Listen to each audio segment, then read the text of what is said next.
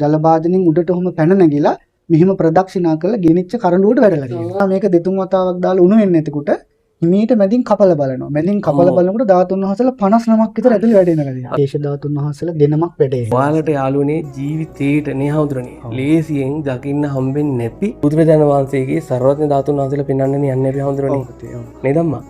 විශේෂ අවස්ථාවක් ධාතුන් වහන්සේ නමක් දකින්න ලැබෙන්නේ පින් තියෙන කෙනෙකුටම යම්මලෝ.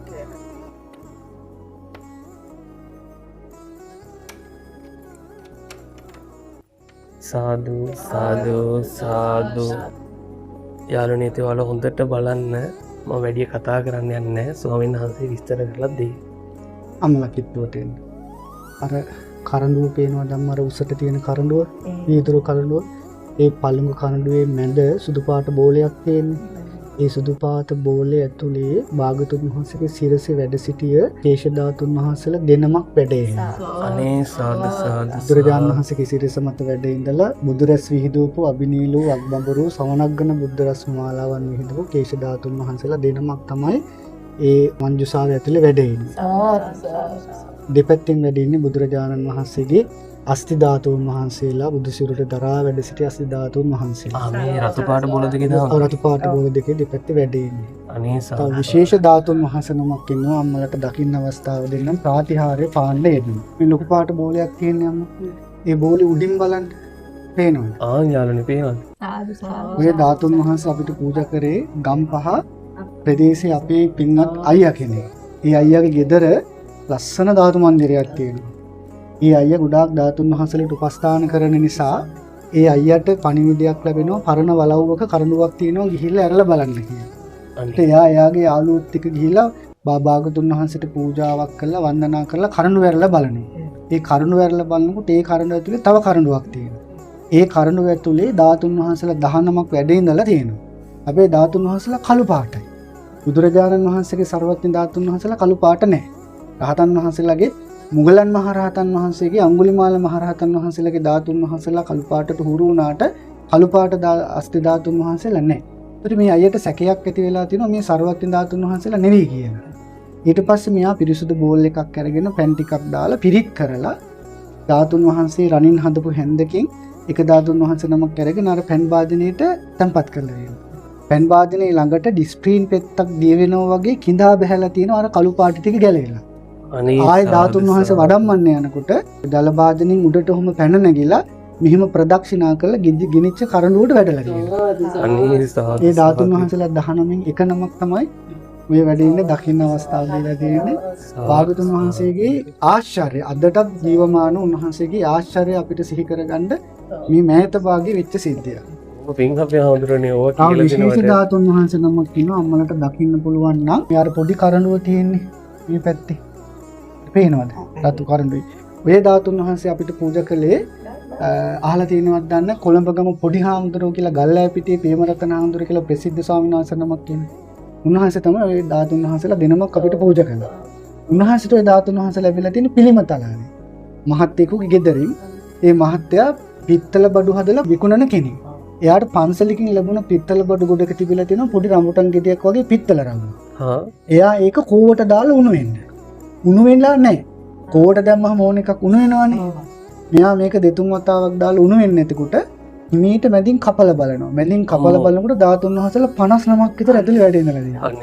ඒ නිසා තමයි උණු වෙලා නැත්තේ. ඉතින් සායනහසට පූජා කරලා තියෙනවා.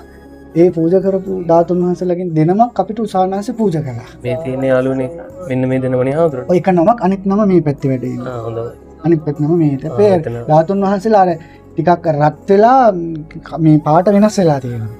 අද ඒ ස්වාමීන් වහන්සේගේ ධාතු මන්දිරේ අදටත් ඒ ධාතුන් වහන්සේලා වැඩ හිටපු රඹුටන් බෝලේ වගේ කොටසක් තියෙනවා. දැනට ධාතුන් වහන්සේලා ඇතුලේ වැඩ ඇලිලා ඉන්නවා රත් වෙන පාලට උණු වෙලා නැහැ ධාතුන් වහන්සේලා. සාදු සාදු. හඳුනේ තව මේ පුංචි කරඬු වහන්සේලා ඇතුලේ හැම කරඬුවකම ධාතුන් වහන්සේලා වැඩ ඉන්නවා. ඔව්. ඒ රහතන් වහන්සේලාගේ ධාතුන් වහන්සේලා ඔය ධාතුන් වහන්සේලා 100ක් නමකට වඩා අධික ප්‍රමාණයක් අපේ මේ ධාතු මන්දිරය ඇතුලේ වැඩ ඉන්නවා. 100ක් නමකට වඩා වැඩි ප්‍රමාණයක් වැඩ ඉන්න ධාතු මන්දිරේ. ධාතුන් වහන්සේලා බුදුරජාණන් වහන්සේගේ ධාතුන් වහන්සේලා රහත් අඳුනාගත් රහතන් වහන්සේලා 16 නමකගේ තව අඳුනා නොගත් රහතන් වහන්සේලාගේ ධාතුන් වහන්සේලා වැඩ ඉන්නවා. හාමුදුරනේ මොන තරම් පින් කරලා ඇද්ද නේද? අනේ ඔය කරඬුන් මේ වහන්සේ. කරඬුන් වහන්සේගේ තමයි ඔව්. අපේ අර රහතන් වහන්සේලාගේ ධාතුන් වහන්සේලා තැන්පත් කරලා තියෙන 16 රහතන් වහන්සේලා 16 නමකකින් ධාතුන් අනේ වහන්සේලා වැඩ ඉන්නේ මෙතන. යාළුවනේ මේ කරඬු ඇතුලේ රහතන් වහන්සේලා 16 නමක් වැඩ ඉන්නවනේ. ඉන්නේ ඉන්නවා ධාතුන් වහන්සේලා අපිට ඉඩ මදි නිසා එහෙමයි. තැන්පත් කරලා තියෙන්නේ. ඔබ වහන්සේ මෙතන මේ ඉඩ මදි නිසා එහා පැත්තෙන් මම දැක්කා ධාතු මන්දිරය අලුතෙන් හදනවා. අලුතෙන් හදනවද? අලුතෙන් හදන කියන්නේ මෙතන පොඩි කොට ඉඩසක් නේ තියෙන්නේ. එහෙමයි. ඒ නිසා ඉඩ මදි නිසා අපි එහා පැත්තෙන් ධාතු මන්දිරේ කටයුතු ටික හදාගෙන තාම යනවා. හදාගෙන යන තාම ගමන්. හදාගෙන යනවා. හාමුදුරනේ මේක බලන කෙනෙක්ට ඒකට මොන හරි දායකත්වයක් දෙන්න පුළුවන් නම් උදව් පුළුවන්ද? දායකත්ව උදව් කරන්න පුළුවන්. ප්‍රධාන වශයෙන්ම අපිට දැනට තියෙන අඩුපාඩු ඔව්. ධාතුන් වහන්සේලා තැන්පත් කරන්න බුදුරජාණන් වහන්සේගේ අපි මංජුසාවක් හදනවා. හා ඒක රත්තරන්, රිදී, තඹ, මණික් අල්ලලා තමයි හදන්නේ. එහෙමයි. ඒකට තමයි අපිට විශේෂ දායකත්වයක් අවශ්‍ය කරලා තියෙන්නේ. ඒකට ලොකු මුදලක් යනවා. ඔව්. ලක්ෂ 15ක වගේ මුදලක් යනවා ඒ ටික හදන්න.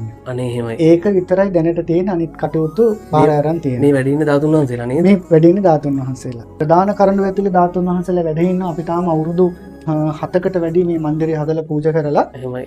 අපි තාම විවෘත කරලා නැහැ. එහෙමයි. අපි අලුත් මන්දිරයට ධාතුන් වහන්සේලා වඩම්මනකොට තමයි කරඬුව විවෘත කරන්නේ. එහෙමයි. තව විශේෂ දෙයක් පෙන්වන්න තියෙනවා. මේ බුද්ධ ප්‍රතිමාව පේනවද? අවුරුදු 300කට වඩා පරණ බුද්ධ ප්‍රතිමාවක් මැද වැඩ ඉන්නේ. අවුරුදු 300කට වඩා. අවුරුදු 300කට වඩා වැඩි. ওই බුද්ධ ප්‍රතිමාව වහන්සේ. අනේ තනි රිදීන් හදපු බුද්ධ ප්‍රතිමාව වහන්සේ නමක් අවුරුදු 300කට වඩා වැඩි. කාට හරි උදව් කරන්න පුළුවන් නේ හාමුදුරනේ ධාතු මන්දිරේ. ඔව් එහෙමයි. භාගතුන් වහන්සේ ඕනනම් ඔයගලන්ට ධාතු මන්දිරය හදන තැනට ගිහලා බලන්නත් පුළුවන්. අපි වෙන්නම හාමුදුරනේ.